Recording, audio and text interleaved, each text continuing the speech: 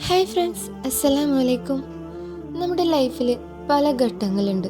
നമ്മൾ വളരെ ദുഃഖത്തിലും വിഷമത്തിലുമായിരിക്കുമ്പോൾ, നമ്മൾ കരഞ്ഞ് പ്രാർത്ഥിച്ചു കൊണ്ടിരിക്കുമ്പോൾ, നമ്മൾ ചോദിച്ച കാര്യങ്ങൾ നടക്കാത്തപ്പോൾ നമ്മുടെ മനസ്സിൽ ഒരിക്കലെങ്കിലും തോന്നും, അള്ളാഹു എന്നെ കേൾക്കുന്നില്ലേ എന്ന്. ഇന്ന് നമ്മൾ സംസാരിക്കാൻ പോകുന്നത് അള്ളാഹു നമ്മെ എപ്പോഴും കേൾക്കുകയും കാണുകയും ചെയ്യുന്ന സത്യത്തെക്കുറിച്ചാണ്. ചിലപ്പോൾ നമ്മൾ ചെയ്യുന്ന ദുആകൾ, കണ്ണീര്, ഇതൊന്നും അള്ളാഹു അറിയുന്നില്ലേ എന്ന് നമുക്ക് തോന്നും. നമ്മൾ ചോദിക്കുന്നതിനും കരയുന്നതിനും അപേക്ഷിക്കുന്നതിനും മറുപടി ഇല്ലാത്തതായി തോന്നും. പക്ഷേ അള്ളാഹു ഒരിക്കലും കേൾക്കാതിരിക്കുന്നില്ല. ഖുർആനിലൂടെ അള്ളാഹു പറയുന്നു, എന്നോട് ദുആ ചെയ്യുന്നവർക്ക് ഞാൻ മറുപടി തരുന്നു.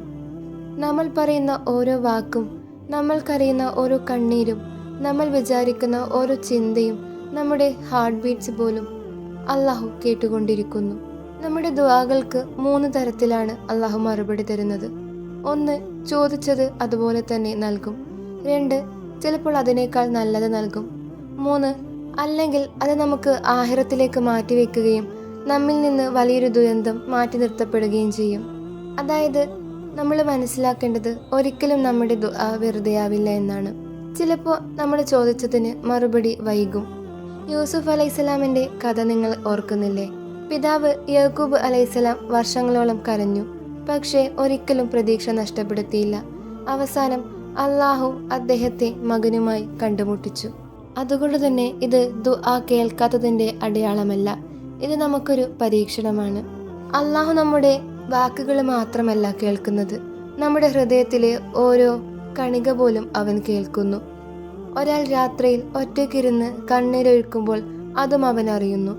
ഒരാൾ വാക്കുകൾ പോലും പറയാൻ കഴിയാതെ ഉള്ളിൽ അലറിക്കരയുമ്പോൾ അതും അവൻ കാണുന്നുണ്ട്.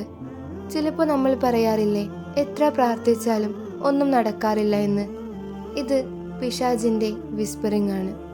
നമ്മളെ നിരാശപ്പെടുത്താനാണ് പിശാച് ശ്രമിക്കുന്നത്. പക്ഷേ ഖുർആൻ നമ്മെ പഠിപ്പിക്കുന്നു, അള്ളാഹുവിന്റെ കരുണയിൽ നിന്ന് നിരാശരാകരുത്.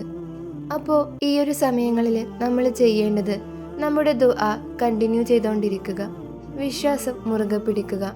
എത്ര വൈകിയാലും മറുപടി മറ്റൊരു രൂപത്തിൽ വന്നാലും അത് നമുക്ക് ഏറ്റവും നല്ലതിനാണെന്ന് ഉറപ്പാക്കുക. ഒറ്റയ്ക്കുള്ള രാത്രികളിൽ ഹൃദയത്തിലൂടെ അള്ളാഹുവോട് നീ സംസാരിക്കുക. യാ റബ്ബേ, നീ കേൾക്കുന്നുണ്ട് എന്ന് നീ വിശ്വസിക്കുക. ഫ്രണ്ട്സ്, നിങ്ങൾ കരഞ്ഞുകൊണ്ടിരിക്കുമ്പോഴും പ്രാർത്ഥിച്ചു കൊണ്ടിരിക്കുമ്പോഴും തോന്നും അള്ളാഹു കേൾക്കുന്നില്ല എന്ന്. പക്ഷേ ഓർക്കുക, അള്ളാഹു ഏറ്റവും നല്ല രീതിയിൽ കേൾക്കുന്നു. അവൻ കേൾക്കാത്തതായിട്ട് ഒന്നുമില്ല. അവൻ വൈകിപ്പിക്കുന്നതെല്ലാം വലിയ കാരുണ്യത്തിനായിട്ടാണ്. ഇനി ഒരിക്കലും അള്ളാഹു കേൾക്കുന്നില്ല എന്ന് പറയരുത്.